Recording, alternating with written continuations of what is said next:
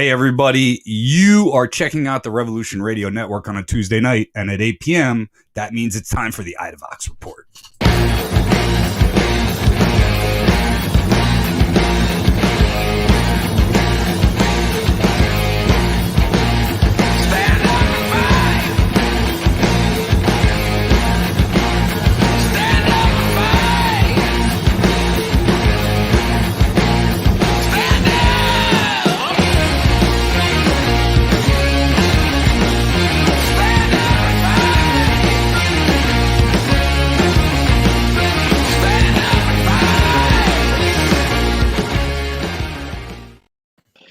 And good evening. Right. Hello, everyone. This is Daryle Lamont Jenkins from One People's Project, and we are here with Brian Powers and Christian Perez for another exciting and fun-filled episode of the legendary Idavox Report. And if it's not legendary yet, it will be. Just relax. I mean, that is, we are on course. So, how y'all doing tonight? Doing great. How y'all doing? Good, man. I survived CPAC. Yeah, by not being there. I don't know how many people who went survived CPAC. Yeah. We'll find out in a couple of weeks. And for those who don't know, CPAC was in Orlando, Florida, as opposed to Washington, D.C. this year. And a good time was had by all. I mean, a lot of people who are politically minded were on Twitter going, what the fuck? All weekend long because of what they were seeing from CPAC. I don't care if you're talking about the Odinist room, the Nazi room, or that the stage was shaped as, or the golden calf that was shaped like Donald Trump, or Ted Cruz joking about Cancun, or what else do we have? What else tickled our fancy at CPAC? The thing that blew up like on Twitter and everything was the golden idol of Trump, which was not only a golden idol replacing worship and sinning by committing idolatry, but also, as many people were pointing out, breaking the flag code by wearing the American flag as underwear. And why was he in his underwear? What was going on there? Who did that? Everybody makes Trump naked. Everybody always tries to do that. I don't know why. But it's weird. They want him to be a tough guy so bad. I got $5 that says Trump can't do 10 push-ups. But like I always joke with my students, have you seen like the Trump posters where he's like G.I. Joe with the machine gun, like Rambo? I'm like, yeah, what is that? Like, and what, like, Donald Trump can't even stand up straight, literally cannot stand up straight. And you think that he's Rambo? I mean, but if you ask me, CPAC, the biggest joke was, they call it America Uncanceled, right? Not healthcare, not foreign intervention, the virus, economic failure, environmental degradation. Those aren't the biggest problems confronting America. The biggest problem confronting America, if you're a Republican, is cancel culture being held. Exactly. It's just out of touch. I mean, basically, right-wingers in this country have been in more or less survival mode. The only thing that they seem to care about in this day and age is just making sure that they exist. To be real, yeah. I mean, they don't like the fact that the demographics are shifting. They don't like the fact that people are coming up that they have been keeping down for generations, and that's why their conferences have been nothing but about that. And I mean, my attitude is when you look at both the Conservative Political Action Conference and that other conference that they had, the America First Conference. You're just looking at people basically admitting that they're getting their asses kicked by us, and I'll take that. I like that. I'm good. They're going to start cheating again. They're going to start trying to rig elections again. They're going to come back with the voter suppression. They're not done. These people are never going to go away. It's like when I tell my students about South Africa, like there's this myth that apartheid ended and all the white supremacists just evaporated. No, they're still there. They're still politically involved, and they're still spreading misinformation every day. And they keep coming here to promote. I mean, that's one of the reason why we keep bringing up the American Renaissance Conference, because they keep coming here to promote whatever civil war they want to have in Africa. This dude, Simon Roche, goes and speaks at the American Renaissance conferences from time to time. And my attitude about South Africa white supremacists is this: if you are a white supremacist, if you do not like black people, Africa is the wrong continent to be on. Isn't that crazy shit, man? I mean, to hear white people in the southern, not even like near Europe, Africa, fucking the bottom, the other side of the fucking earth, Africa. They somehow feel entitled to own it. Are you fucking serious? South Africa. Trevor Noah. We were talking a little bit about the Daily Show before, and Trevor Noah talks about South Africa. He even talks about South African politics. He does a pretty funny impersonation of their prime minister. But I mean, he's to hear him and his experiences in South Africa. He did an interview with a politician I'm not going to name because I can't stand him. He's from New Jersey and he's a douchebag. But he did a great interview, and I'll say I watched it and I got a lot out of it. But he talked about what's still going on and what he went through growing up. It's akin to Frederick Douglass's book and akin to his story. You can hear the parallels, and there's a lot of chilling moments in what he says. And one of the chilling moments, South Africans studied our slave system to try to make theirs better. They tried to really come up with the best way to be racists and have these white supremacist policy. And one of the countries, just like Hitler studied, good old USA. I mean, it's pretty fucking sad, really, but. Hey, that's what you get when you have Cecil Rhodes running the whole damn continent 100 some odd years ago. I mean, it is.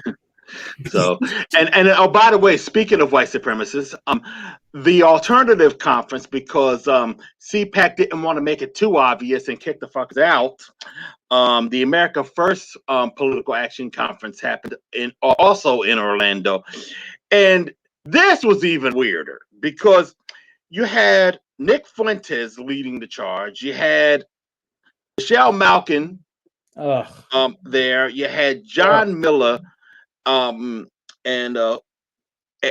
my attitude about all of that is that basically, if you heard Nick Fuentes' speech, he was basically saying he wanted to preserve, it's not America if you cannot maintain the white core of the foundation of America.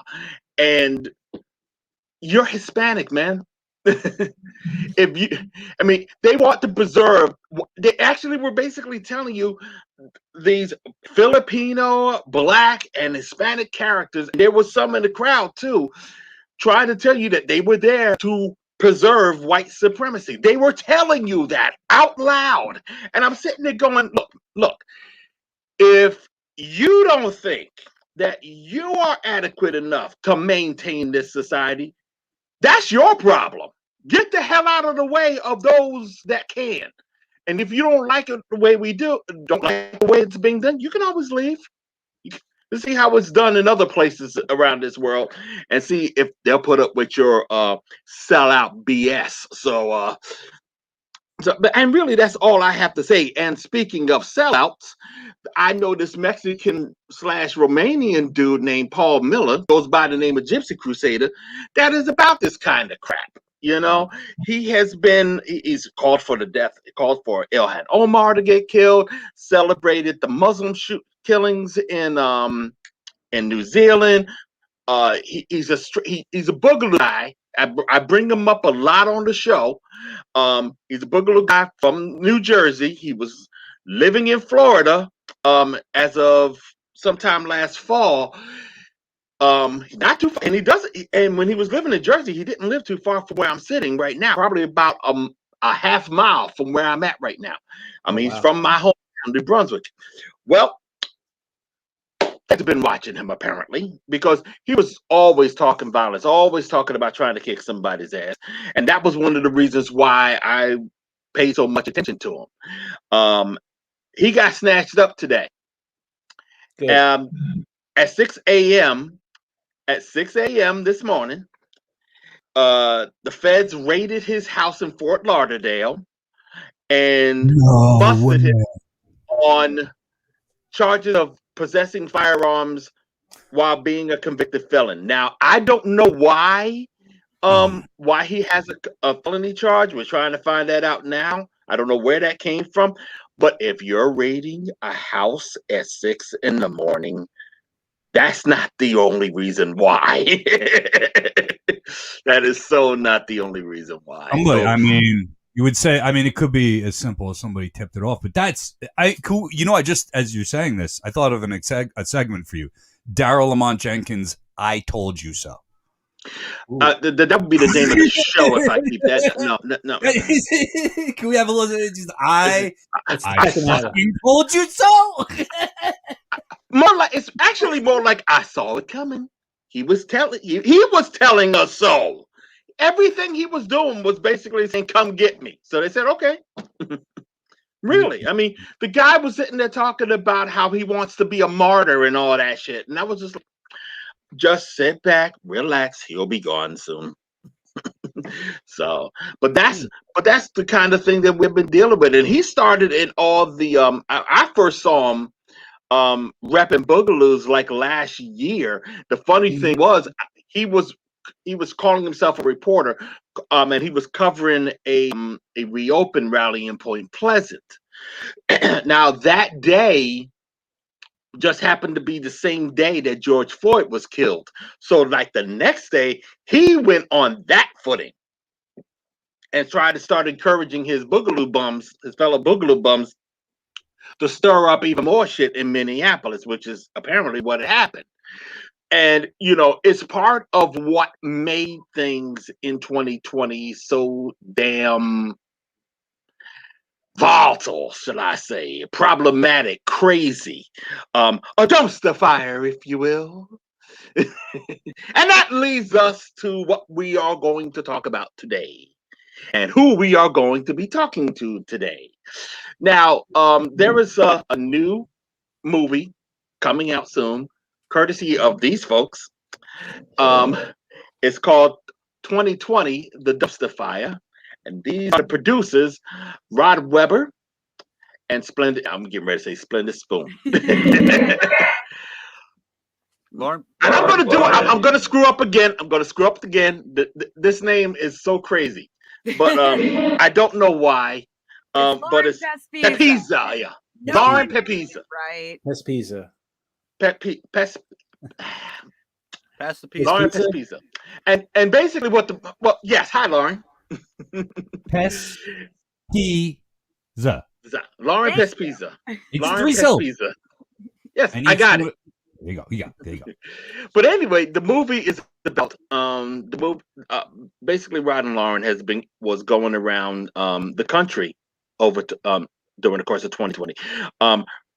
Rod and Lauren has produced several movies in the past. There's one about Vermin Supreme is already out, correct? Yeah, the Vermin one came out on President's Day of this year. We'd actually, I mean, as far as streaming and the mainstream availability, Vermin and I toured that around in 2018.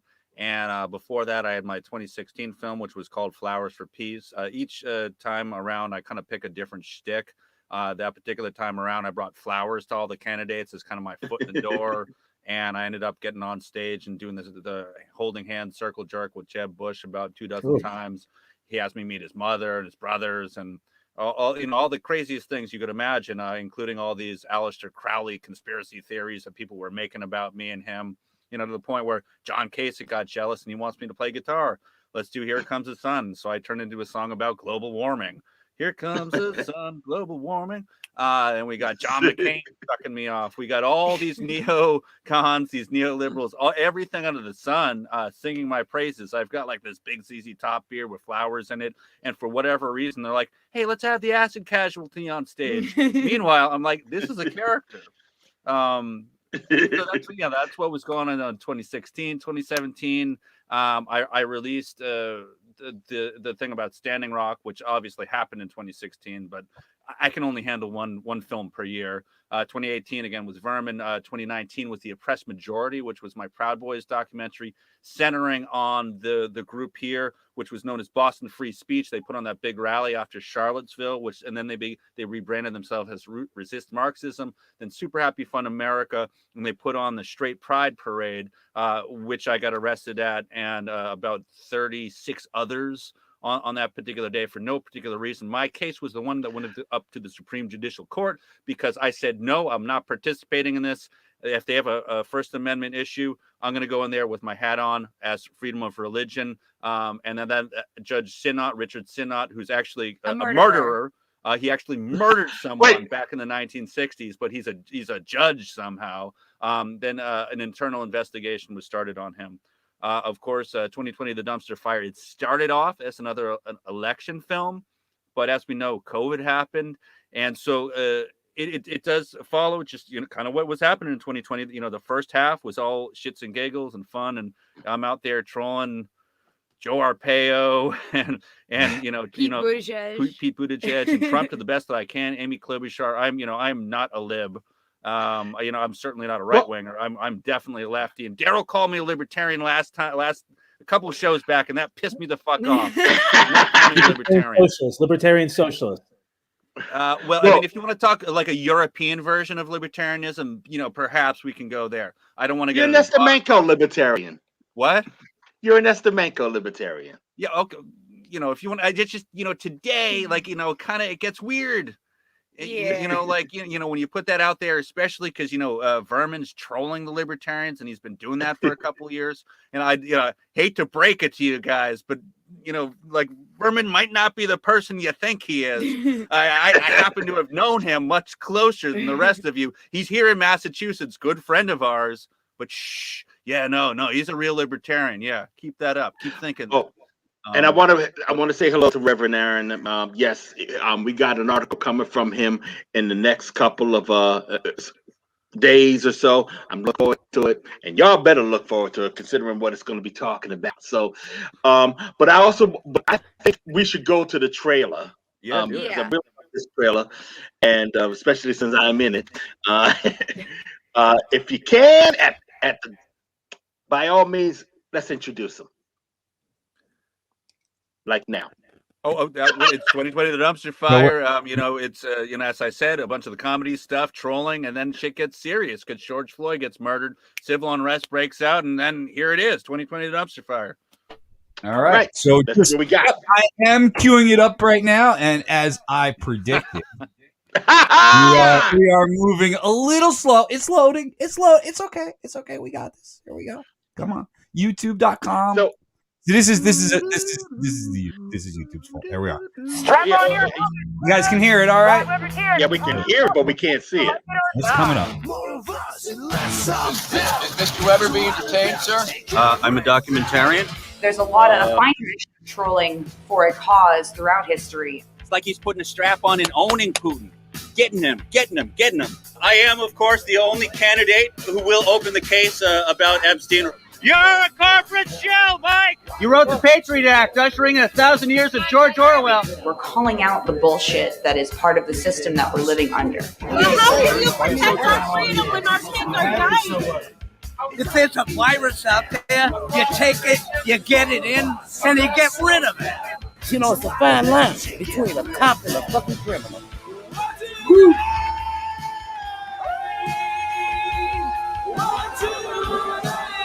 Oh, New York Times where we endorse two people. We only get one vote.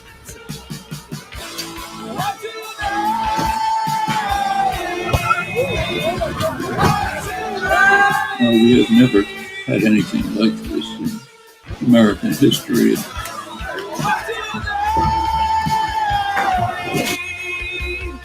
This whole argument about the violent left falls apart when you stand in front of a Proud Boy because they throw the first punch. Talk! Antifa is not an organization. Antifa is an idea.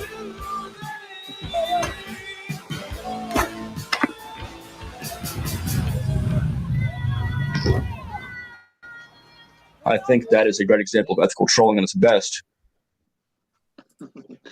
Bravo. And and I should point out that I was there for that one part. Everybody's looking at where he's on his knees screaming. It was a crescendo. Yes, and I'm going to let y'all explain, by the way, what had happened, what that was all about, because a lot of people didn't understand what you were doing that day. This was a super happy. For those who don't know, this was back in October. The so-called Super Happy Fun America group. Two members of which got busted in at the Capitol. And more were there. They just haven't gotten in trouble yet. And more were there. Yes, exactly. They had themselves a little rally, a very little rally, in Boston's Copley Fair, and we decided to show up and Rod and Lauren did some art. Explain the art, why don't you? Yeah, so I should say, a little bit of the backstory. As I said, I do a lot of trolling of the candidates, and when the candidates kind of disappeared because of COVID, these Blue Lives Matter rallies and the Proud Boy rallies became surrogate Trump rallies, if you will.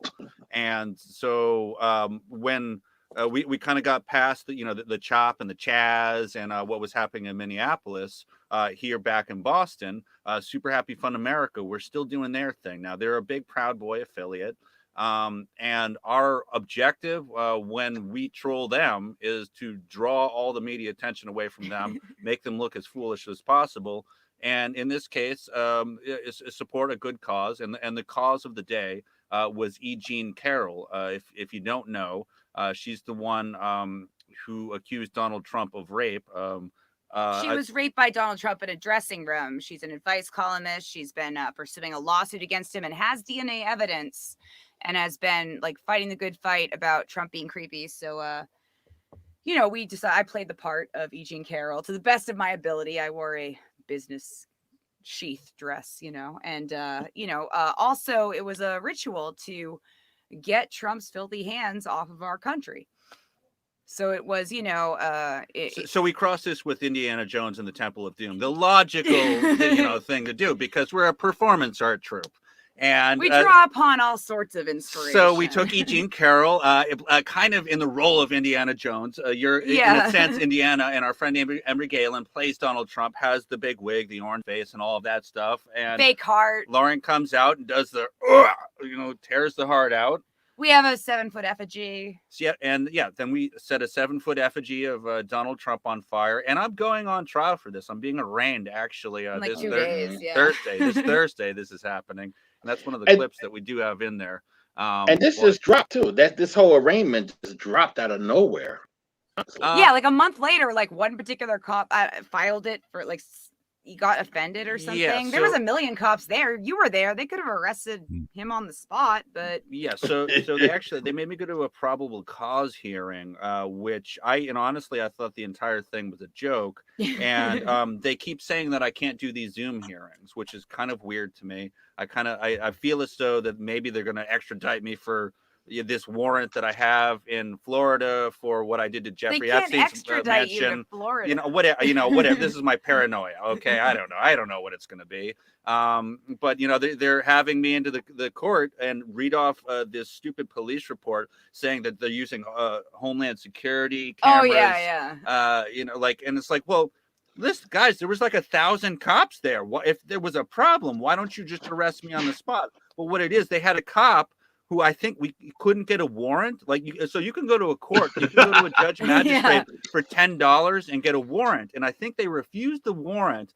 And then after that, then he pushed forward on his own. You can see it's Robert Lundbaum versus Weber. And I'm like, is this a civil case? What the fuck is this thing? And so I've had a couple lawyers look at it, and I think that's what it is. It's a rogue cop that's got a hard on for me and what we've been doing. They all do, honey. Can you sue him for wasting your time? For time lost? If we could sue cops for wasting our time, we would be so rich right now. I just won $15,000 from Manchester PD, along with $20,000 from Donald Trump. So I'm no stranger to doing shit like that. Robert Lundbaum, I might be coming for you. Yeah, he's wasting your time. If there were all these cops sitting around that could have done something, and then this grump gets mad a month later, and This is bullshit, man. Like, I got a job to do. I'm trying to make movies over here. I got reports of all the police scanners So- saying it was a controlled fire and it Yep. was nothing to worry about. Like, it's And so this is if you want to show this so the audience can get context. But actually, I think it was in the trailer. There, you don't have to show the other clip. no. but, Show the other clip. It's good. Yeah, it was. Which was that the clip that starts off with Alex Jones, or Yeah. Yes. that's the one? Okay, hold on one second. I'm pulling Yeah, right up. and Alex Jones was hating on us. It was amazing. So I got to ask you, when Alex Jones calls you evil, how big of like a badge of honor is that? Oh, I have it as my my bio up on Facebook now. I would tattoo that on my arm. This guy is evil. I'm Alex pretty sure he said we were Satanists who eat babies and hate America. Like, it's great. That's hot. This one right here, right? Yep. There we That's go. Oh, yes. and this is a shortened version, but it gives you the idea. If you can't hear it, let me know when it starts playing. Alex. Yeah, in the movie, I already hate it. I already hate it, by the way, only because I'm seeing that fucking face right there. Not just that face, that other idiot up in top right corner. I don't know. Yeah. Give Leo Zagami a minute, too. This Oh guy yeah, down so the bottom right. I'm the Illuminati expert. The Democrat Party, they've long been in league with Satan. Now they're openly calling it Satanism. This guy talks like Count Dracula, Yep. the Illuminati expert. He's the best. Are we going to hear him in the clip when the internet cooperates with us? Yeah, Hopefully. well, that's why I'm just trying to kill the dead air here. But and, I mean, in the film, we give it a good 5 minutes that it really deserves. I think the clip that I'm showing you, I kind of is a shortened version for Twitter. I think I could probably, if there's an issue, let me see if I can pull it off. Clearly, there is. See, I would this say is what Alex happens. Jones scours the internet for the most punchable faces, and he puts them on his show. It's like it's There ridiculous. we go. I got it now. Cult We're good. ritual in Boston Street, bloody heart, symbolic of Trump. Oops. That Well, was what? good. Let me try It again. was so well. What? That's good. That was There it is. me That's being it. dumb. Okay. Here we go. Ritual in Boston streets, eat bloody heart, symbolic of Trump. That Donald Trump has hurt in this past 4 years.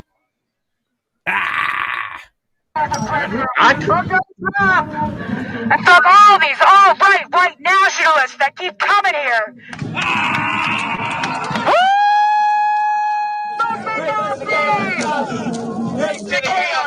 Fuck super happy fun America!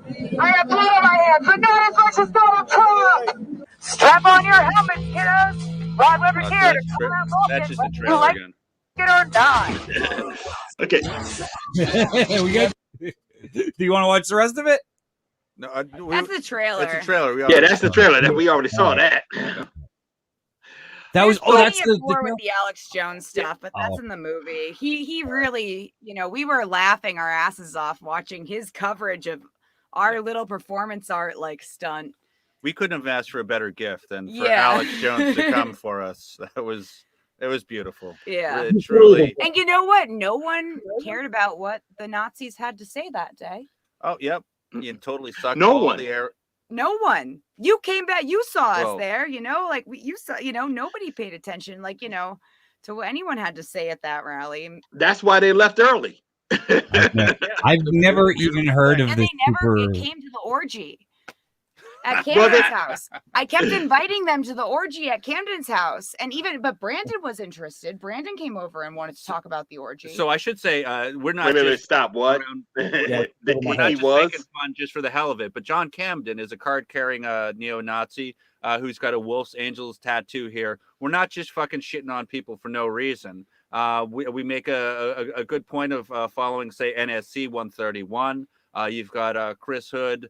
And so as much as we're trolls here, we are principled trolls, we're ethical trolls, and we're here to go after the alt-right. And it's not just for shits and giggles. So this was very fun, but when they're all walking away, I love to do the orgy at Camden's house bit, and then Brandon Navon was very interested in that day. A good as they were Name walking was one of the guys on that. A good And then, I think he got consensually silly he got- stringed. Well, I silly string the motherfucker. And the best part, so they always talk about this thing, mutual combat. And so I offered him the silly string, and it made it mutual combat. And but obviously we're not punching each other. But it's just, oh God, it was such a beautiful thing because the one that I handed to him was empty. but he consented to it. And meanwhile, I think I heckled for a good hour that day about hey, you all going to the orgy at Camden's house later? Brandon, I know you want to go. Come on, Samson. You know you're going to the orgy later. Like I get in this zone where I just heckle and heckle and heckle and try to start like a dance off or something. And they actually get really, really scared of that. Like more than they would, of course they would. Dance off, giant penis signs or giant vagina signs, anything it's like when or when we we're like basically clowns, right? Like in a certain way, but we know who they all are and we know what they do. We're well-educated clowns though. Yeah, but we know who you are. We know. Okay, come on, let's talk about your last issue where you just got fired for being a Nazi. And it's like, come on, I'm very concerned about your mental well-being. We just have all these little bits and they like run with their tail between their legs, and it's really funny. Because we don't even have to throw punches. We can just silly string. Yeah. See, the reason why I went up there is because I never really had a good I hadn't been able to go up to check them out before. The Boston Nazis I have not been able to deal with the way I wanted to, because I've just been so busy with other things. Brian, they had several names before Super Happy Fun America. They Boston Free Speech and Resist Marxism were the two big Resist ones. Marxism. Yeah. There was part of another group, I believe. They settled on Super Happy Fun. Yeah, they did. I mean, yeah. But there are other like splinter groups. Yeah, There's so NXT 131. Well, when you want to be taken seriously. Yeah, but what's so bad is that whenever you say "fuck Super Happy Fun America," it tends to, if no one knows what you're talking about, some folks might be cool with that, and I think that's what they were going for. Yeah. The idea of a Super Happy Fun America might be confusing. It is. But it's also such a stupid name for an organization you've explained it to me like 6 times, and I'm still fucking confused. So yeah. You can't really go full. You can't really be too outright. Well, at a certain point, it was hard to be full outright Nazi in Boston. Right. And I think that Super Happy Fun America, when they were still kind of like feigning this whole free speech kind of thing, let's do a straight pride parade because parades are fun. Even so they got and after the October 6th ride in Providence, which you were also at, Daryl, and that was a Resist Marxism rally where Alan Swinney was there. Alan Swinney was there an hour before anyone else.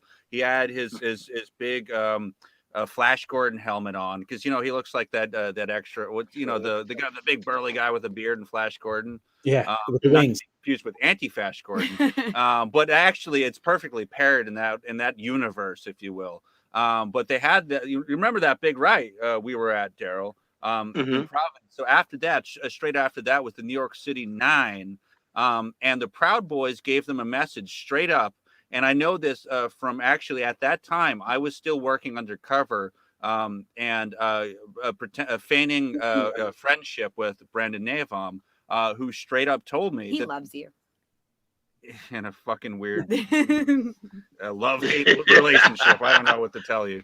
But he straight up told me that the Proud Boys told them to stand down and that they couldn't have any other rallies as Resist Marxism going forward. Now, it's important to note that Resist Marxism previously was based on Base Stickman's group, which was Say No to Marxism, which he had based out of the Berkeley protests going back to 2017. I was also out at those, and he got his name for hitting people with a stick. That's Base Stickman. He was a big part of it. Also, Joey Val, who's known with his that's swastika medallion. I believe he's a Puerto Rican ethnicity. I know he's Hispanic. Doing all that Heil Hitler stuff. But all these guys were a big part of it. Lots of neo-Nazis in their movement.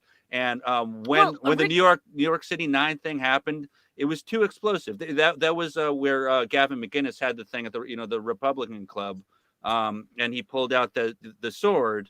And so they basically. And Paul Miller was there. Paul Miller was part of that fight. So the point being is that for whatever reason they said you can't do this anymore, and that's why they decided to go with this ridiculous super happy name. I guess because they thought it would be something different. Then of course they go and get Milo Yiannopoulos to be the headmaster of their parade, which is the most ridiculous and sad thing I can imagine for a gay man to do, being the grand marshal of a straight pride parade with a bunch of neo-Nazis. But okay. Yeah. Real quick, those of us that don't know who Milo Yiannopoulos is, he's the guy who built his career trashing trans people and Muslims, saying that they were going to molest kids, and then came out and admitted that he had an underage relationship with an older man, and then came out in favor of pedophilia. That's Milo Yiannopoulos, to all our listeners out there who don't know it. And that's why you haven't heard him from in a couple of years, because the Republicans kicked him to the curb like trash. Yeah, even he got canceled by Republicans. Yeah. Well, he got canceled because it later came out that he was more or less defending pedophilia. Yeah. And that was pretty much where folks They don't said, like okay. that. No, they don't like that. On either side of the aisle. No. That it was over. But you know what really pissed everybody off prior to that was not so much Milo, but Bill Maher. Platforming him and can you tell us segues coming, Rod? Mary Jane Letourneau is coming up. I can tell that's what's coming up. Oh, no, not Mary Kay. I mean, yeah, because we could talk about how bad Bill Maher is, but I was more or less on the platforming part of this. Oh, sure. And you know where when he platformed we platformed Milo, and sitting there talking about how he's supporting freedom of speech and all this happy horse shit, trying to basically give him a chance to speak and all that. And my attitude the entire time was, why is it that he always supports the freedom of speech of dicks? I forgot. Colin Kaepernick has not been on this show. And I can puke in my mouth a little more today. Yeah. He's just a rich white asshole. Like, well, he just had Megyn Kelly on, and I was watching the thing with Megyn Kelly, and her big thing was that they're having a trans education at her school in New York City, and that she had to have her kids taken out because of that. And Bill Maher is doing his, oh my God, can you believe this? And so I hearken back to the Mary Kay Letourneau thing, and Bill Maher is vociferously arguing for pedophilia, and Henry Rollins is there like, okay, no. So first it was Ariana Huffington, just like, Bill, no, that wasn't. Can't believe this is a good idea. And then Henry Rollins jumps in, and Bill Maher gets upset because he's like, Henry, wait, what? You're on her side? And Henry's like, yeah. And it's funny too because that wasn't Ariana Huffington. I can't remember her name right off. It was. It wasn't. Kennedy from MTV was on. No, it was not Ariana Huffington. Yeah, it was. Because I'm gonna tell you something. I know who that woman was. I can't remember her name right now, but that woman got in trouble because she had something where she defended rape. She's a conservative activist. And it sucked that hardcore conservative activist. And I mentioned her on Twitter. Because I mentioned the fact that she was the only one in that attack, the first one to even bring up the fact that it was rape, and Bill Maher pushed back on that. There's got to be. I'll get her name in a second. I'm guessing that there must be more than one episode of that then. Bill Maher's like a misogynist in every episode, so. Well, yeah, but I think, and to be honest with you, I think something's coming his way. I really do think something's coming his way in regards to that. Well, but it's also Cedric the Entertainer was on there, because I remember him saying like, right. So he was like, oh no, to be fair, like he's 14 and you're 14, you just have a hard on when you don't want it. So because Bill Maher's like, well, how can you even be raped if you're a man? How can you be raped? And Cedric's like, you just have an erection all the time when you're 14. This lady just figured that she could sit on his lap, and that happened. And to much applause and laughter by his audience. But and by the way, her name was Celeste Greig, Greig. She's like a conservative activist. About 8 years ago, she got in trouble for saying, and I quote, "The percentage of pregnancies due to rape is small because it's an act of violence because the body is traumatized." That was the one that actually called out Bill Maher first. Okay. That's how she's a bad person. She is a bad person. But when you look at, and that's the thing about Bill Maher. Bill Maher likes to have bad people on his show to defend. I mean, even when he talked to Mike and Kelly. That from guy? Who's that guy? He's got Jordan a few Peterson, people on his like show all the time. Oh, Jordan Peterson. Jordan Peterson. He's got a few people on there all the time, and I'm just like, He had why Breitbart. again? Oh, may he rest in peace, Breitbart. Rest in peace, Breitbart. But, oh yeah, he has had Breitbart on. He's had Breitbart on. But it goes to this whole thing about, almost religiously. But I mean, I can appreciate. I mean, it's like I can appreciate you wanted to have a show where you can have both sides and have that conversation. But when you start sounding like those people, I'm going to feel away. And we're not just talking about Jimmy Dore here. I mean, that's where I was going to. We're not just talking about Bill Maher. We're also talking about Jimmy Dore and the BS that he tried to pull. For those who don't know, Jimmy Dore is this, what did he say? A vlogger and all that. He's a comedian. Somewhat comedian. He's a comedian. Yeah. And he has this podcast where he brings people on and talk politics. And he decided a couple of weeks ago to bring somebody from Boogaloo Bums. And if you know anything, I mean, I keep bringing up Paul Miller. Paul Miller personifies what I see coming out of the Boogaloo movement. I've always said this. This is Paul Miller's direct quote. Well, not direct quote, paraphrasing here, but he has said that the Boogaloo movement is about the second civil war that will come about if, due to demographics shifting, the right does not feel it can win national elections anymore. So there will be a civil war if the right does not feel that they can win elections anymore. So, and we got a little taste of that on January 6th. So here comes Jimmy Dore platforming a Boogaloo bum, and everybody flipped out going, what the hell are you doing? So he's trying to do damage control. Rod suggests, if you really want to know what the hell's going on, why don't you get Daryle Lamont Jenkins on? So he tries to get me on. Unfortunately, I couldn't do it that day. So he passed it off so he decided, okay, starts talking to Rod. And Rod episode took a while to come on. you want to take this? Let Rod explain why it took a while. So yeah, it took about 10 days to actually exactly 10 days to actually get him to air all that. And I should say I do not have the level of expertise that Daryle Lamont Jenkins does. Daryle has made this his life's work, and he is a true activist who should be held up, and is the person who would have been the proper person to have the rebuttal to Jimmy Dore. That said, I'm a wise ass that makes movies with Vermin Supreme, does performance art stuff where we set effigies on fire. I'm an artist at heart. If it was up to me, I'd be, as Alex Jones likes to say, next they're going to be issuing Play-Doh and American flags to burn at every college in America. Yeah, I would love that. That's what I'm about.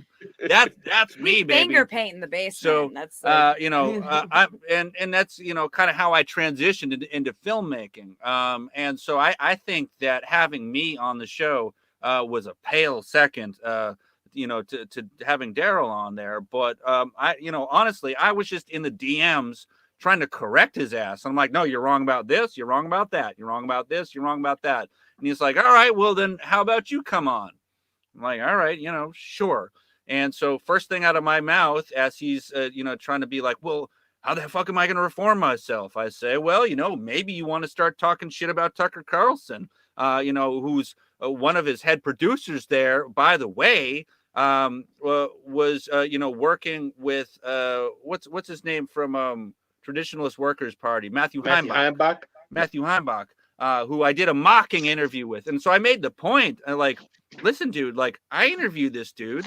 You can do interviews with Nazis, but every fucking word out of my mouth was with a condescending just they're like, oh, so you're into Nazism?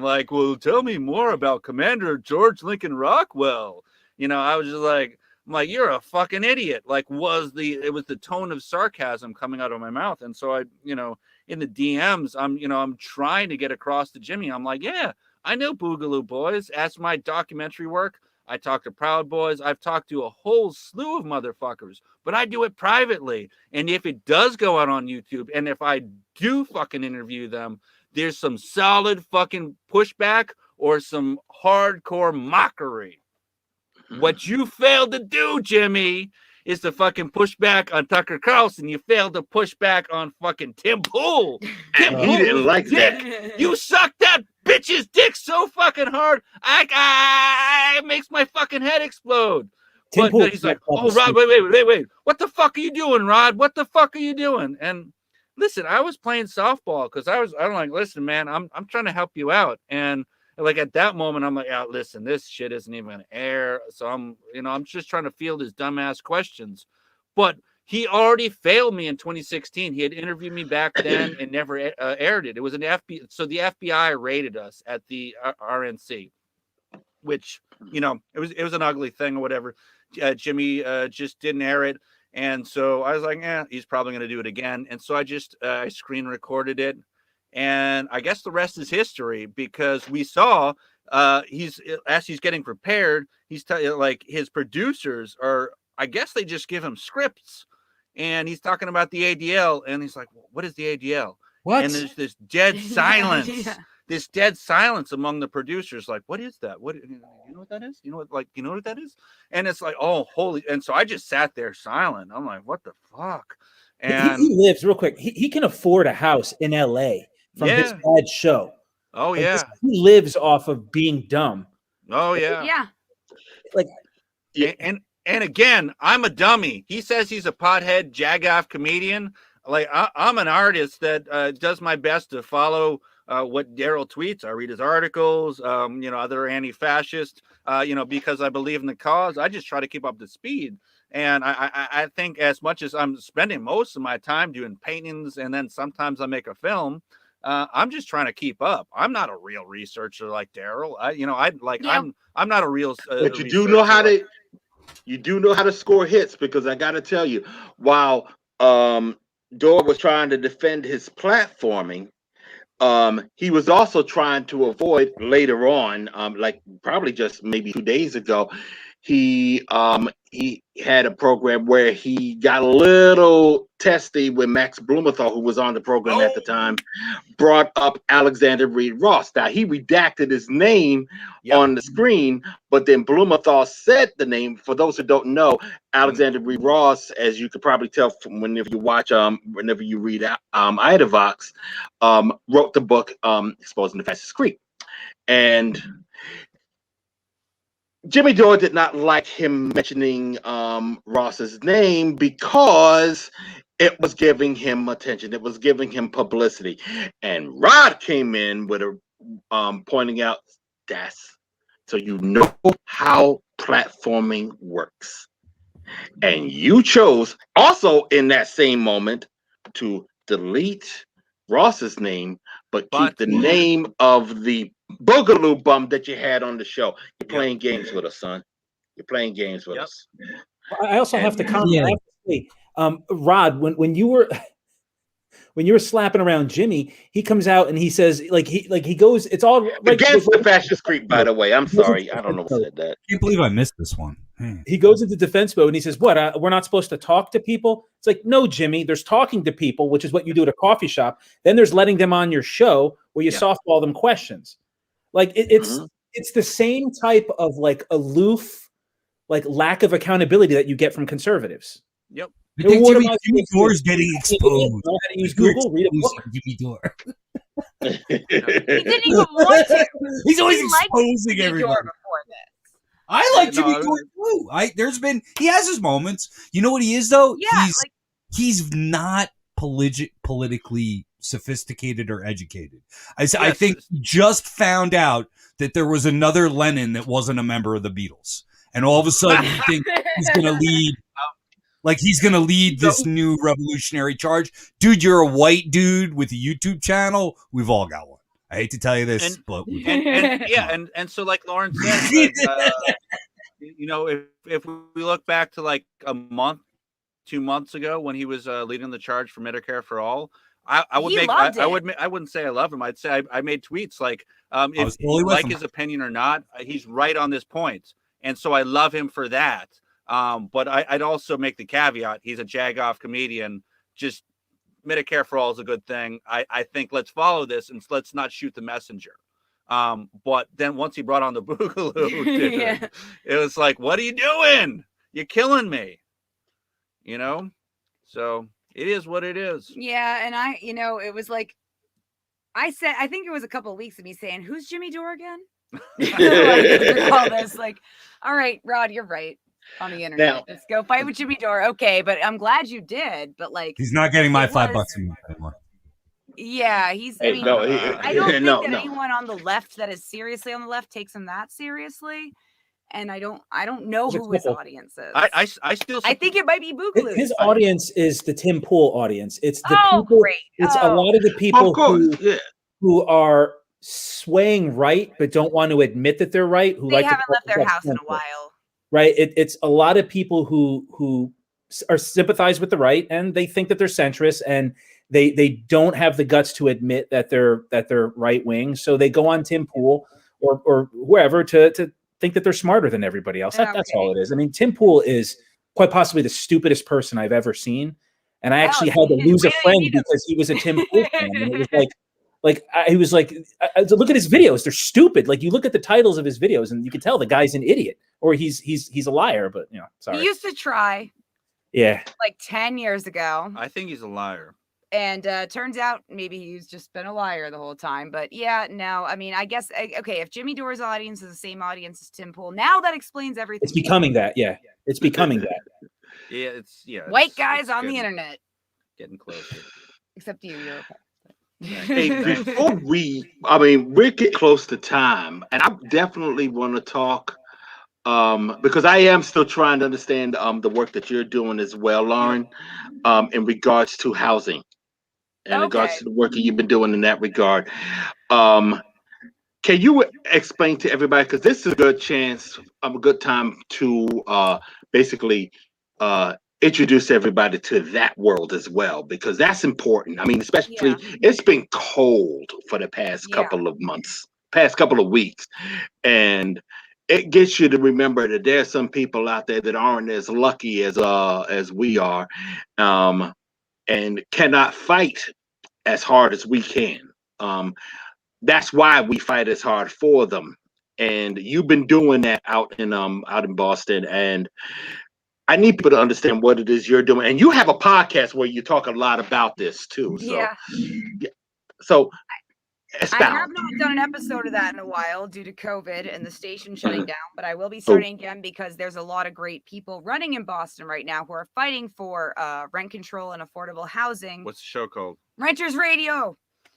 Boston, Renters Radio. So here's the thing: Boston has had a huge housing crisis for years. In fact, ever since rent control was banned in the entire state in the 90s, the housing prices have gone up and up, and the rent has gone up and up. And basically, everybody who could afford to live here before, even it's that urban renewal. It's that we're gonna put in a bunch of Whole Foods, coffee shops, and luxury condos where your family used to live. So now the rent is pretty much astronomical. Even during COVID, we have had eviction after eviction. We had an eviction moratorium that expired in the fall. They have extended an eviction moratorium for public housing till the end of March, but they were running Zoom eviction hearings throughout the winter. So people have been getting evicted. There has been some pushback and fighting for that. Which it's hard to do in person when the court is via Zoom. But there's been some blockades and some pushing back with the groups like City Life and Vita Urbana in order to keep people in their homes, which a lot of local representatives are working hard to do. But the issue is that we're still, while all this is happening, every single vacant building or building that is sold is turned into a luxury condo like the Lantera or the something that nobody can afford to live in. Meanwhile, nobody can afford to live anywhere where they used to live. So it's becoming a problem. Renters Radio covers all of that. We focus on mostly local elections. This year especially, we have a great Marty Walsh has been appointed by Biden to this labor secretary. So we got him out of the way. Marty Walsh, mayor of Boston, correct? Yes, Marty. Bye-bye, Marty.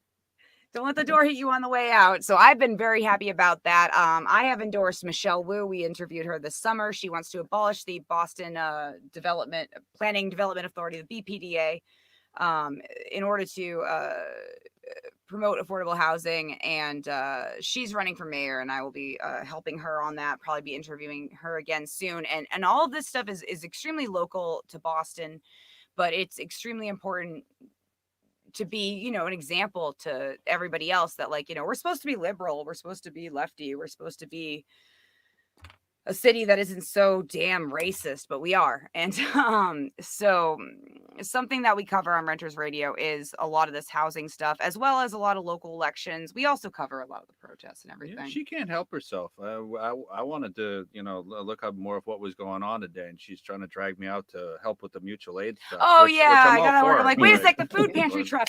They need people to help unload. Yeah. We need to read up on this FBI director, Christopher Wray, before we go and talk to Daryle, but you guys covered that. I'm like, no, I don't want them breaking their backs unloading that food pantry truck. So, true. No. So all this mutual aid stuff, all of this comes into it. I haven't done an episode in a while because the station was shut down due to COVID. We should, hopefully, people are getting enough vaccines now that we should be starting again soon. We'll be covering the mayoral races as well as a bunch of state rep races. And, believe it or not, you think Massachusetts is a blue Democratic city, but if you look at how our state house votes, it is neo-lib to the core. Yeah. They couldn't even ban tear gas in the summer. They couldn't even, there's so much they couldn't even do. We still don't even have rent control, and people are getting evicted, and people are are being forced out of their homes. It's awful. Yeah. I mean, this is one of the 19 degrees below zero. I'm about 3 hours north of you. It was 19 degrees below zero today. I should say below. I woke up to 2 degrees with 19 below with wind chill, and I'm about 3 hours north. But in parts of New England today. You're in Alaska, Canada. No, I'm near Farmington, inland, central Maine. Okay. A couple months back, I was at some of the housing evictions. Right, it happens in New Hampshire. And man, it was heartbreaking because they just got the state cops standing guard while guys in hazmat outfits are taking the razor blade to the tents and just cutting up the last of these people's belongings, which then was counter protested by some lefties that we know, which then led to mass arrests and them kneeling on somebody's neck. Goddamn fucking horrifying that these are people that have nothing, and this happens in Boston I think about twice a month. Mass and Cass, there's a homeless or people without housing encampments, homeless encampments, whatever you want to call it, over on Cass Boulevard and Mass Ave, and people live there because when you are living with nothing, you want to live in a community. And the cops just go sweep everything up, put tents in dumpsters constantly, take everyone's belongings, arrest who they can, with, we're trying to protect the public. But no, you're not, because honestly, you are the public. Yeah, those are the public that, need housing. And then, every time they try to put people without housing in hotels, the rest of the town gets so mad they send death threats to the owners of hotels to stop them from putting up people during the COVID crisis. There's all kinds of crazy shit going on here. Right. And I think the craziest shit with the Manchester encampments was that they had something like $1 million in COVID relief that was supposed to be towards the homeless community. And across from the encampment, there was actually an empty building, which they were trying to put folks in. And a bunch of local assholes came and, I guess, purchased it. They purchased it just so that people without housing could not be placed there. Right. They purchased it to prevent homeless people from getting housing. That's how. Have they done anything with the building at least? Say what? Did they do anything with the building at least? No, they just, and that's the idea was a big fuck you. That's what the whole thing was. And the thing is, if you get that's not the kind of fuck you money I like. This is what rich people wake up in the morning and think of to do. They This is, you know what? It's COVID times. We got a guy. bored. Honestly, you could be describing New Jersey too. I mean, we got You we got can. a multimillionaire that wakes up in the morning and decides, I'm going to privatize water and I'm going to poison some people to do it. You know, and everybody's like, yeah, let's do that. Good. Our government's No, wrong. it's true. Yeah, I mean, It's awful. Hopefully changes are going to be made. I've been very focused on getting this movie out. I think this will be out streaming in April. yes. I think there's we're not finalized on the date. We had actually been all right. So I'm not, without naming the distributors. We had some offers, and then it was taking too much time, and so we decided to put it out ourselves. And as soon as I started making announcements that we're putting out ourselves, then people came back to us and said, no, no, we want to be a part of this. And so I'll grant you, distributors have much bigger reach than we do. And this is not about monetary gain, but you have to allow them to monetize it in order for it to be seen by the biggest audience. And as much as we discussed some of the trolling of Super Happy Fun America and all this stuff, there is honestly, I feel like this is one of my best pieces of work. This is not because of the trolling that we did in the first 20 minutes of the film, but because of what happened after George Floyd and the protests there. I was on the scene when Minneapolis was burning down. Me and Nico from Unicorn Riot and one other guy, Rich, we were like the three guys who were seriously covering it. And it was the most horrifying fucking shit that I've ever seen in my life. I was at Standing Rock and I've seen people get fucking shot in the face with rubber bullets. I've seen fucking army men, go after Native Americans and fucking smash their faces into the fucking ground. You've been shot too. I've been shot by rubber bullets. I was in a fucking drive-by shooting there. There were cops in white cargo vans going by and shooting flashbangs, like drive-by shootings at the people of Minneapolis when there was no one else around there was not news cameras, no fucking nothing. But so me and Nico and this guy Rich, we were out there covering it. And if for nothing else, this is why I want to get this shit out to the masses. And this is why Yep, I seen and Punks for Progress is saying Nico and Unicorn Riot rule, and they do fucking yes, they rule. do. Yeah. All those fucking guys. Dan Feet, here's a Boston guy from Unicorn Riot. He's fucking rules. Nico rules. Any of the guys, and actually in Philly, the Philly Chris. guys covering the Chris homeless from Philly. encampments there.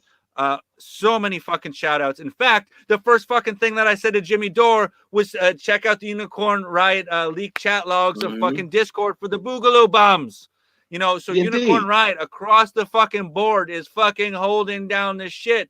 And point being, so I waited a minute on these distributors, and I believe they're going to be able to get it out to a bigger audience. And so as to when the exact date is, we're no longer 100% sure on that. We did sign contracts with theaters going forward, but we haven't put down that money yet. So I believe it's going to go with this bigger distribution, and hopefully that'll get it on Netflix, Redbox, And the bottom line is, you're right. This is something that people are going to have to watch. I mean, my documentary, Alt-Right Education, was supposed to be about Trump's first year, and it went somewhere else right after Charlottesville. Really it went somewhere else.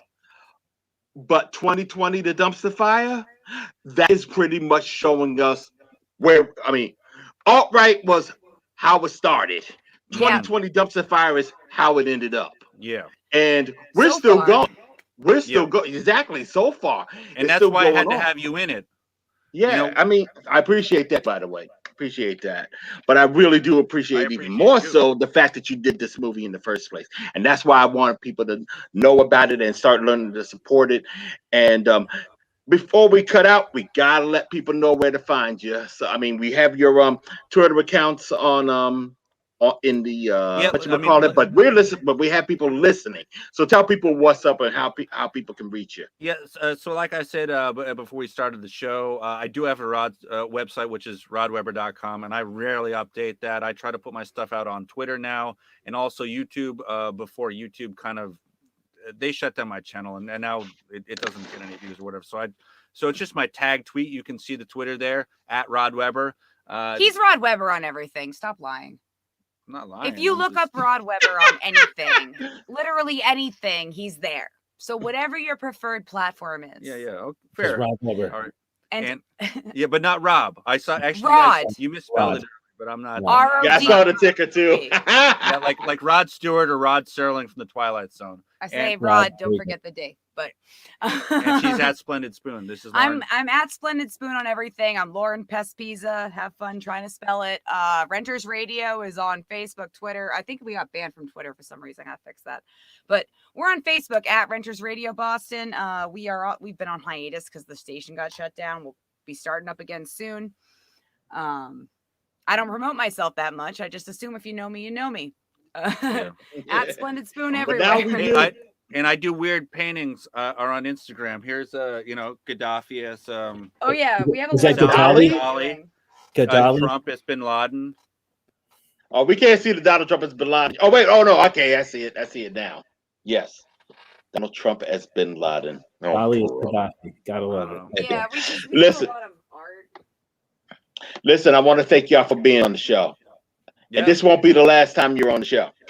And for those who haven't been watching Rob Weber's Twitter account, Twitter feed, check it out because I pop up every now and again doing some ranting and raving about how you can be a part of the revolution if you so try.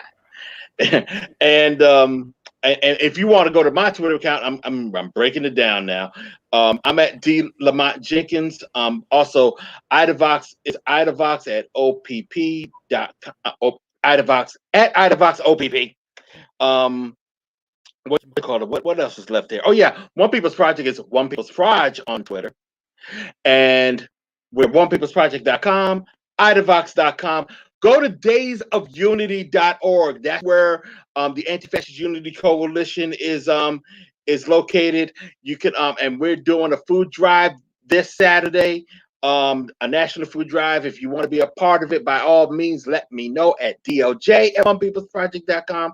Now, and Brian, Christian, come on back. And if Rod, you want to talk about this, feel free. I mean, we gotta show some love. We gotta show some love to Bunny Wailer. For those who don't know, because it just came down probably about an hour ago. Bunny Wailer, the last surviving member of the Wailers, passed away today at the age of 73. He started that group. He started the group in the 1960s with Bob Marley and Peter Tosh, who are also no longer with us. He left the group in 74 to go solo. He's a 3-time Grammy winner. Was given Jamaica's Order of Merit in 2017. And we don't know how he passed away, but he had been in the hospital since he had a stroke back in July. So we want to say rest in power to Bunny Wailer. Much love to him and his family. And listen, it's pretty much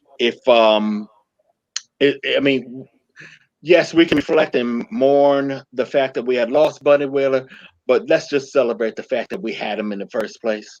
And Bob, and I'm glad he's back together with Bob and Peter, and hopefully they're making good music for us to listen to when we get up there. Does anybody want to say anything about him before we get out? Oh, much love, no woman, no cry. I mean, goddamn. I mean, a motherfucking legend. Buffalo Soldier. It's a lesson and a song. And I just did a bowl for him. I hope they're smoking up in heaven. Christian, anything? I don't know what songs he wrote specifically. So I'm a Bob Marley fan. I like Steer It Up or Forever Loving Ja, but I don't know which songs he did Steer It Up. He did Steer It Up. I like Steer It Up. So hey, I mean, if he wrote any of the hits with Bob Marley, hey, rest in power, man. I mean, I like reggae. Hey, let's rock and roll. All right, y'all. God bless everybody. I'm glad you're all here. Thanks again, Rod, Lauren, and thank y'all for being here. Everybody watching and listening. And we will be back next Tuesday at 8 Eastern Standard Time.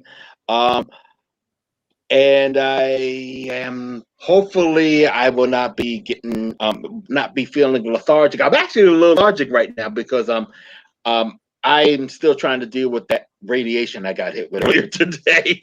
Oh, oh yeah. You Yeah. are Do you need somebody else to do the excited outro? No. Oh, No, man. no, no. 'Cause we got we are always this is your show. No, we will be fine because I ain't gonna be like, all right, let's just get out of here. I'll see y'all later. No, it ain't gonna be like that. Nah, baby. No, I am happy that you are all here. I am happy that you'll be here next week because I'm just assuming that you're gonna be here next week. But let's get out of here. Take care, y'all. This was the Idavox. I'm Daryle Lamont Jenkins. That's Brian Powers, Christian Perez, Rob Weber, Lauren Pespisa. And I still said that damn name wrong. Take care, y'all. Peace.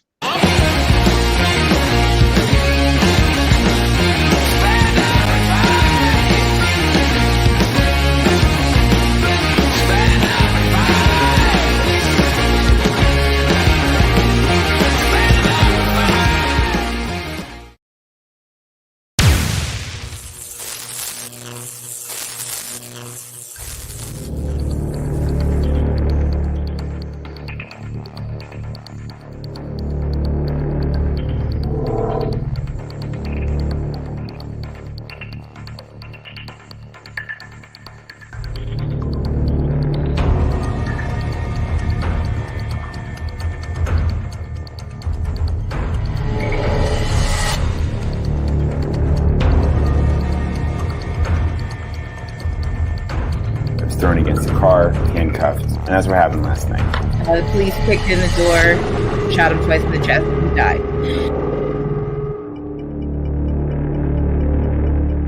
Before you knew it, we had 500 families. We had over 100 volunteers calling us.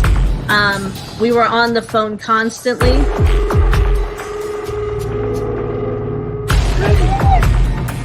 I can't get, and I got one police department telling me they don't know who's in charge. I got another police department here. Everybody's got a gun, and nobody knows who's in charge. Can anybody figure out who's in charge yet? Is there anybody in charge here? Any police officer in charge? Are you in charge? I can't find anybody in charge. That's the problem.